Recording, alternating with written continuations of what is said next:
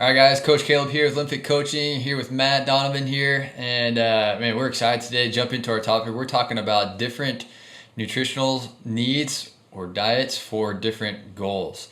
We've been getting a lot of questions about this recently, and we want to help create a little bit more clarity on how your diet might need to look differently depending on what your goals are, what your needs are, what your body type is, and what type of training you're doing. So, man, this will be fun to talk around different body types and goals. I hope this benefits you guys as you listen. So let's jump in on this topic.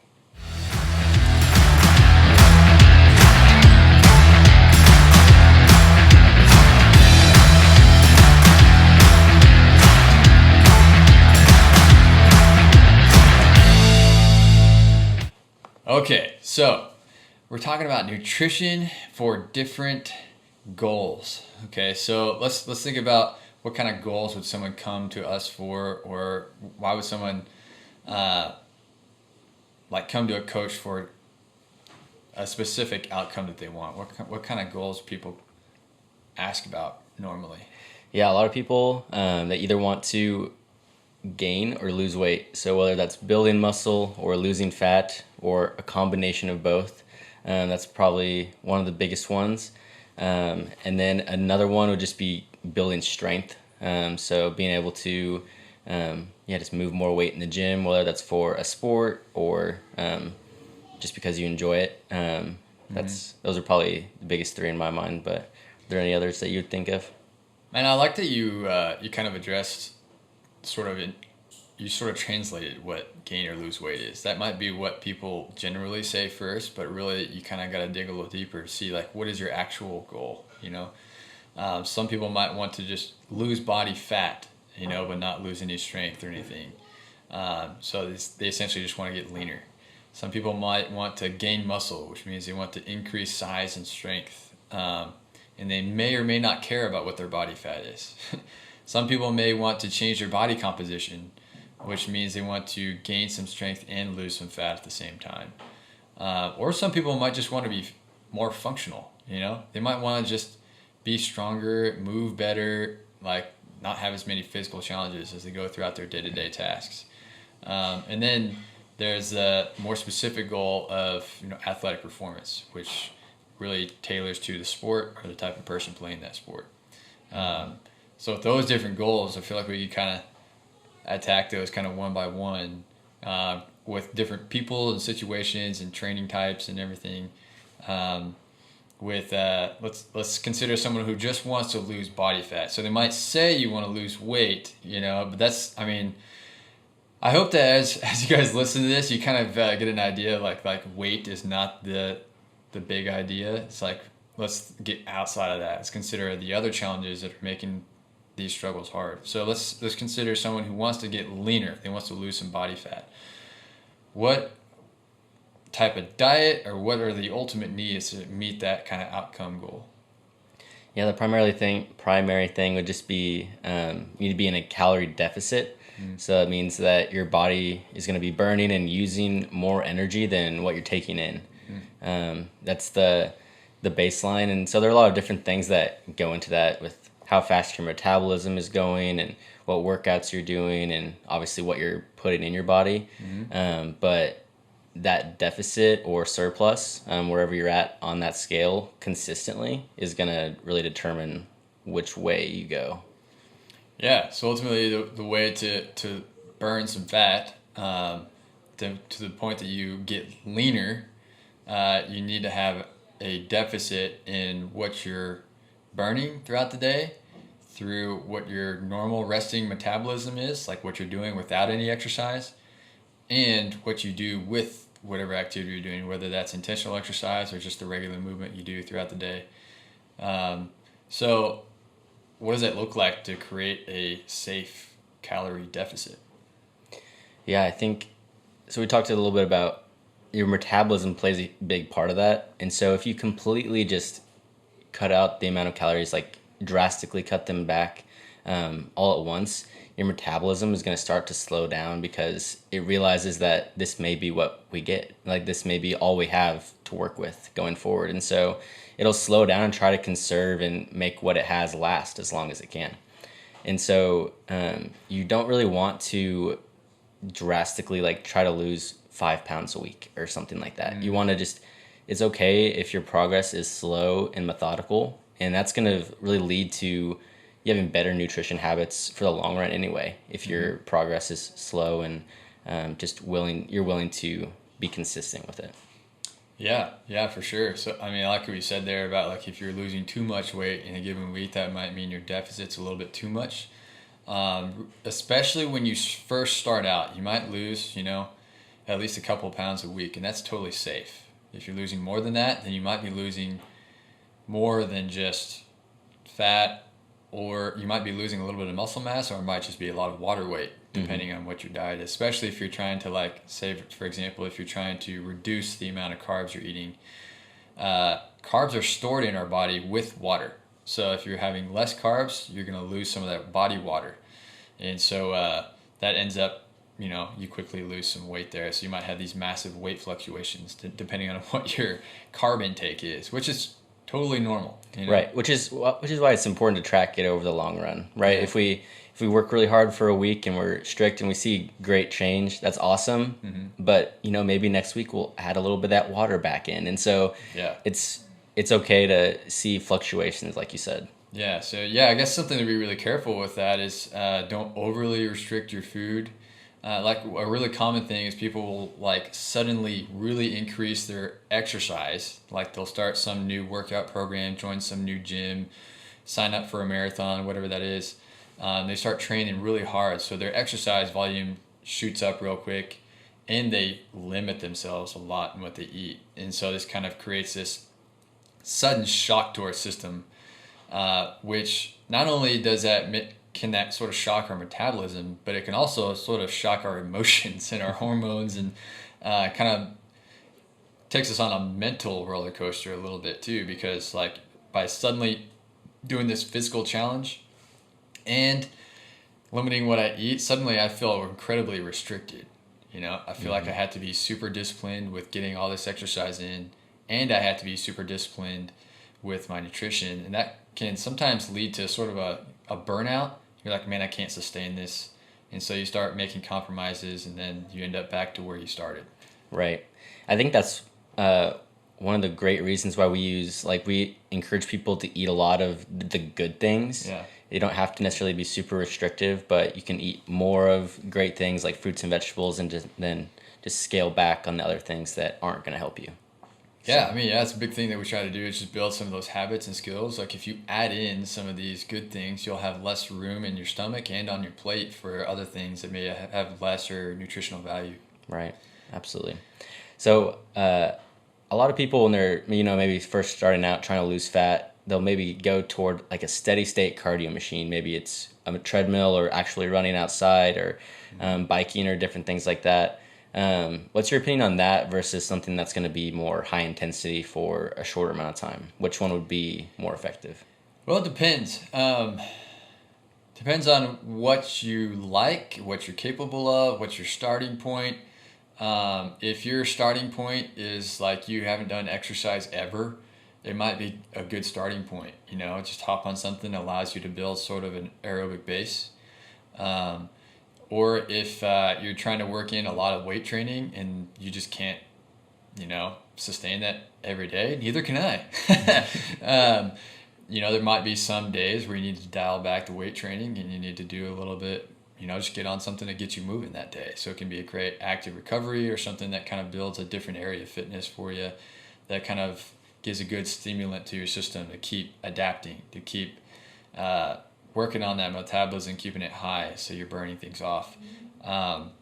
But that steady state cardio, being on a bike or a machine or going out for a walk, where you're just kind of doing the same speed for a long time, it is completely true that your body's preferred energy source is going to be fat for that exercise session. But your body's preferred energy source all day long while you're sitting around is fat also. And how's that going for you? So ask yourself that question. But to increase that resting metabolism when you're doing nothing, doing things that's going to have a little bit higher intensity, it's going to challenge your body to use more muscle fibers. If you're doing a steady state thing where you're doing setting one speed and maintaining it, your body's going to adapt to that to where it has to use the least amount of effort and muscle that it can. And so it'll sacrifice other things so that it can do that work with the least amount of effort. And so by doing things that challenge you with a little bit higher intensity, that's going to challenge your muscles to adapt. It's going to challenge your metabolism to adapt. So that actually increases your overall resting metabolism right after that workout, and sometimes for days after that. It'll be higher as your body recovers, repairs, and adapts. So to answer that question, depending on the person, it might be a little bit of both. If you love weight training, yeah, do weight training, but add in a little bit of that cardio in there to keep yourself moving, to keep the blood flowing, recovering, work on that different area of fitness, to maybe even work up to a whole nother different level of fitness or physique that you want. And if you're a runner and you don't like to lift a single weight, then maybe consider getting some resistance training in there to give your body a different sort of challenge, a different thing to adapt to. And so that can actually help you get to a different state of leanness that you want to lose some of that body fat. If you've been doing the same routine again and again and again, and it's not working for you, there's a reason. It's because your body's gotten used to it. Absolutely. Yeah, so on the opposite side of the spectrum, some people are going to try to build muscle or gain weight and mass. So what would people have to do for that nutritionally? What would look different? Yeah, so it's complete opposite of losing body fat, where you need a calorie deficit. When you want to put on mass, you need a calorie surplus. That means you need to eat more calories than you are using or burning. And so that ends up basically meaning you got to eat more. And so for some people, that's easier than others. And so it doesn't have to be drastic. If you have a massive calorie surplus, and you're not matching that with your physical activity, then you're just going to put on body fat. It's like the classic sort of bulking phase that was there in bodybuilding. Does it work? Yes, if you have enough of a training volume. If you're trying to bulk up. But it can create some nasty food habits and some difficulty getting lean back down for a lot of people. And it can be a huge stressor on your heart and your metabolism when you go through bulking and cutting phases. So the more sustainable thing to do nowadays is just to add a few hundred extra calories, and add 300 to 500 extra calories and play the long game. I understand that it takes longer to build muscle than it does to add fat or lose fat. And so, you need to play more of the long games, talking about month to month rather than week to week as far as adding muscle.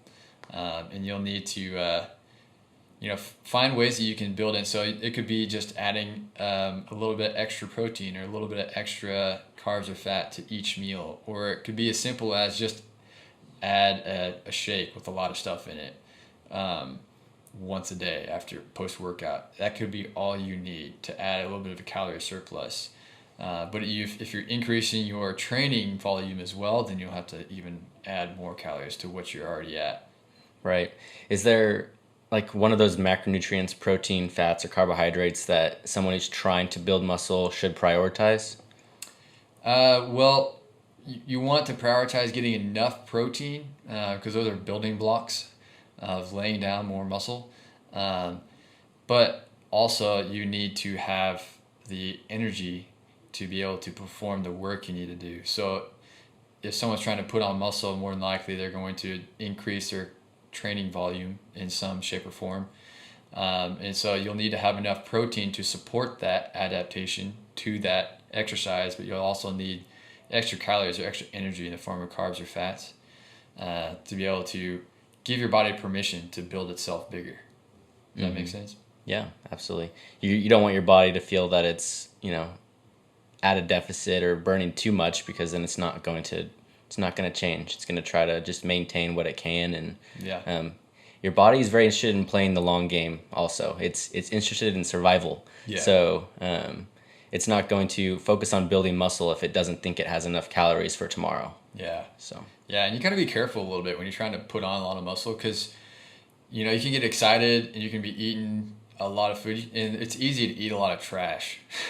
Because you're like, man, I've got I gotta put on, I gotta bulk up. I'm just gonna go get some burgers. I'm gonna have like this calorie bomb. It's where you end up eating 3 times as much as you actually need with fast food. And fast food is pretty tricky because it you can consume a lot of calories in a little time, and it goes down way too easy. And it tastes so good. They study this stuff to make sure you eat more. And then you don't realize it until later when you're like, whoa, I'm full, or whoa, I don't look the way I want to. So having those whole foods, ones that are not highly processed, are still going to be important whenever you're trying to bulk up, trying to add on some muscle while also not getting too overweight. Mm-hmm. You mentioned that building muscle will be slower than losing fat, and so people losing fat could, potentially lose 1 to 2 pounds a week, especially near the beginning. But people building muscle, of course, it'll be different depending on how long they've been training and how long they've been working out. But what's like a reasonable rate for someone that maybe let's do a beginner and someone that's trained for a little while? What could they expect? It can kind of depend on your body type and like you said, your training age. So let's say someone's a total beginner, and they're someone who kind of has a natural build to themselves, naturally kind of broad shoulders, relatively lean, but wants to add some muscle, they could realistically add a few pounds a month, if their calorie surplus is right of muscle. That's definitely going to decrease over time as your training age increases. Training age is basically just how long have you been intentionally training, how long have you been working out. The longer you do that, the harder it is to add muscle. For example, someone like myself, like I've been training since I was 13 years old. and so it's been a long time. I'm not going to say how old I am, but but I've been training a long time. So it takes a lot more effort for me to add muscle than it does for someone who's working out for the first time. And so, and let's say it's someone who's naturally really skinny. You're going to have to find ways to eat your heart out because your body is naturally bent on staying skinny. And so that means you're going to, usually someone who's naturally thin is not going to have as big of an appetite, especially for the protein dense foods or foods that will be, have a higher amount of calorie per serving, which usually has a little bit higher fat. Someone who is naturally thin might get full way too fast off those foods, and so they struggle to get enough calories in all day, even though they feel like they're eating a lot. But in the grand scheme of things, you might have to have a bunch of small meals throughout the day if you're thin and you're trying to put on muscle. And then someone who is naturally, built like a power lifter, big bone, really broad, loves to not move a whole lot, maybe a little round, trying to put on some muscle and strength. That person really, you just need to meet your protein need, and really eat to the point that you're full, but not too full. Don't worry about, you will get stronger. And so someone who's, you call it, an endomorph. And so an endomorph, someone who's naturally a bit rounder, bigger, won't have to work as hard to add muscle as someone who is thin. Right. Yeah, so we talked a little bit about people who maybe also just want to be stronger or just more functional. So these people aren't really in either camp of wanting to lose fat or build muscle. Like they're all right with their body composition and their weight. And so these people are just trying to just be healthier and live better lives. And so, of course, we want to be seeing them eat like whole foods and just healthier things like that. But is there anything that you would say to people like that nutritionally as they're trying to reach their goals, or anything they should consider? Someone who's trying to build muscle? Yeah, someone who's trying to get stronger or just be more functional. Yeah, someone who's trying to be more functional is like you want to really just eat till you're satisfied. Someone that you want to get stronger, then you want to prioritize your protein because that's really going to support the training that you do, and eat enough fats and carbs according to your preferences to help you feel full and feel like you had the energy to perform. Some people, according to their culture or their habits, they might prefer a little bit more fats over carbs, or vice versa. And so you want to eat to support who you are. You know, if you feel like you're getting a little bit pudgy, then, you know, eat a little bit less carbs and fats. If you want to get a little bit bigger than you are, be a little bit more muscular, feel like you need a little more energy for your training, then eat a little bit more.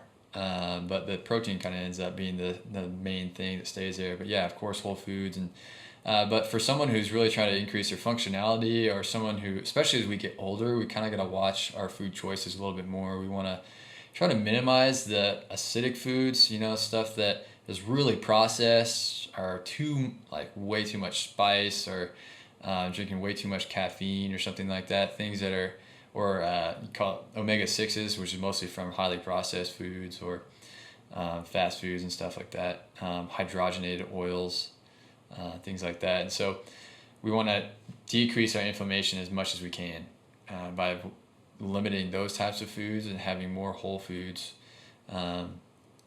And like, I definitely am a proponent of omega-3 fatty acids. You get that from fish, or fish oil. You can even get it from eggs.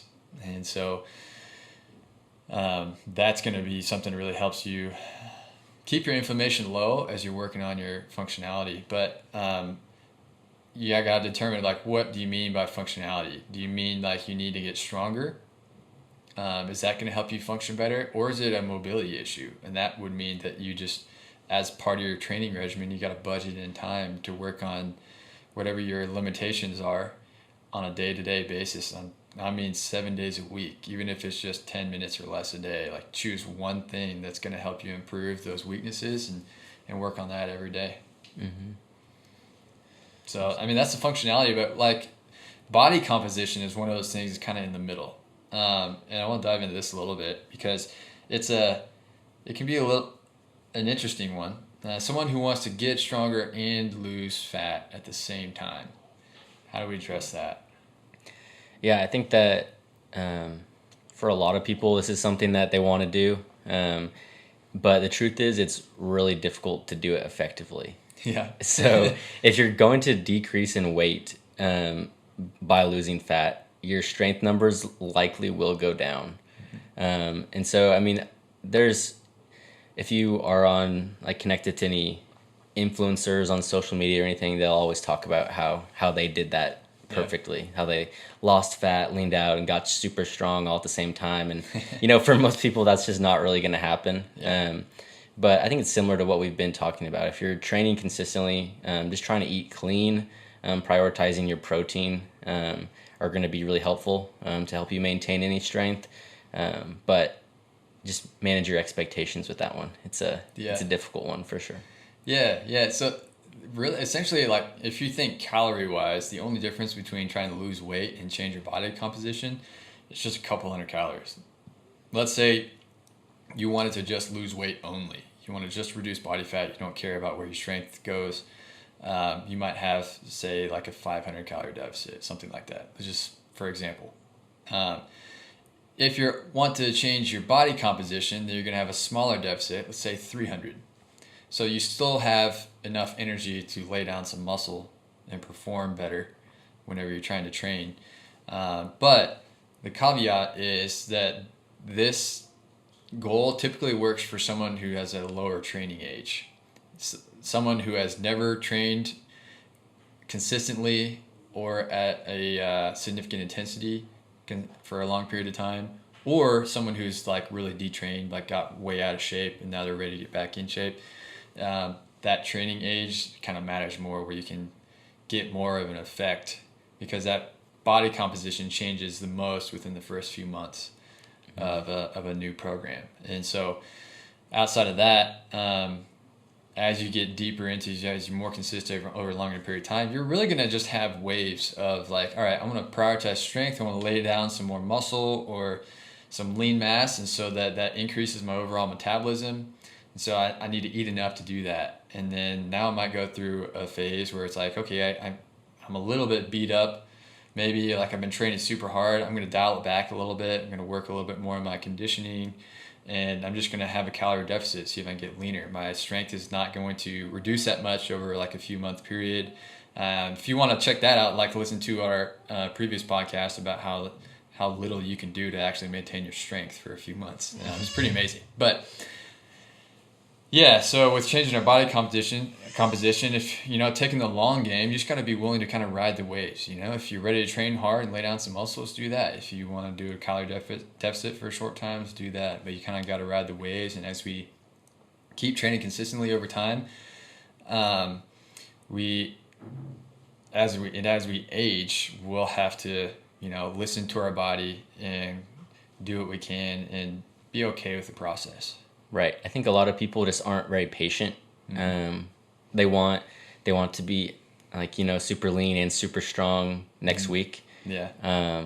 But do you want to be that way for that next month, or do you want to be that way for years and years and be healthy and functional for years? And so, building that foundation for a long time is going to help it stick around for a long time too. Mm-hmm. So just being willing to, like you said, ride the waves, and at different times, different goals are going to be prioritized. So just being patient is great advice. Yeah. And the last kind of outcome that we've mentioned is more of on the line of performance, athletic performance. And just know that nutrition-wise, that one is much more energy dependent. Like you have to have the energy to perform. Like we've worked with a lot of athletes over the years who come to us and they're like, man, I don't feel like I'm performing at my best, or my body feels broken. And one of the first things we see is they're under eating. And know that, every athlete is also a normal person. And so we all deal with our own emotions with food, emotional ties to food, our insecurities with how we look and everything. And so every athlete is still a person, but they have specific goals because they have to perform for a competition. And so because of that, the calories are very important to meet the target, to meet the demand of their sport. In some sports, you need to be leaner than others. Some sports, you gotta be huge and massive, super strong. And so according to the training need, you gotta adjust the diet plan, and that might even be in phases depending on the competition period. And so that's where you kind of fall back on the things that we previously talked about in order to meet those outcome goals. Right. A lot of these athletes have on like a season and an off season. Mm-hmm. And so they may look completely different as far as what they're prioritizing. So yeah, and a lot of athletes underestimate how much they actually have to eat, especially if you're practicing for 3 or more hours a day. You have multiple training sessions a day. You're doing weight training plus your sport practice. You're burning way more calories than you think, and so you got to eat more than you can, find ways to get those calories in. So, and that might actually end up getting you leaner, surprisingly enough, because you just gave your body permission to not have to try to survive. Mm-hmm. So yeah, your body would be more willing to burn those extra calories if it knows that there are more coming. There's no shortage. So yeah, fascinating topics. But I hope this was beneficial for you guys today. We want to dive into different outcomes and different goals, and I hope that as you listen today, you get to learn a little bit more about your body, your goals that you truly want, and it gives you a little bit more clarity on how you can begin to attack those. And if you want any help with that, totally reach out to us. Go to LinnFit.com and shoot us a message. We'd love to work with you, whether that be the nutrition and lifestyle habits that you need to get in place in order to make progress, or even change your relationship with food, or be at the training where, man, we've actually, we're really excited with our online coaching process right now, the way that we're building that out. We're even adding a different priority of, we had that opportunity to do video submission and assessment of your different exercises as you submit videos on our app that we use. And so we can actually give you feedback on your different exercises to help you better understand how to move. And so it becomes a lot more of a coaching process. And that's why I call it LinnFit coaching. It's not just writing programs, but it's about actually coaching you and helping you have better confidence in your performance and your outcomes that you want. So thanks for tuning in today, guys. We'll catch you on the next one.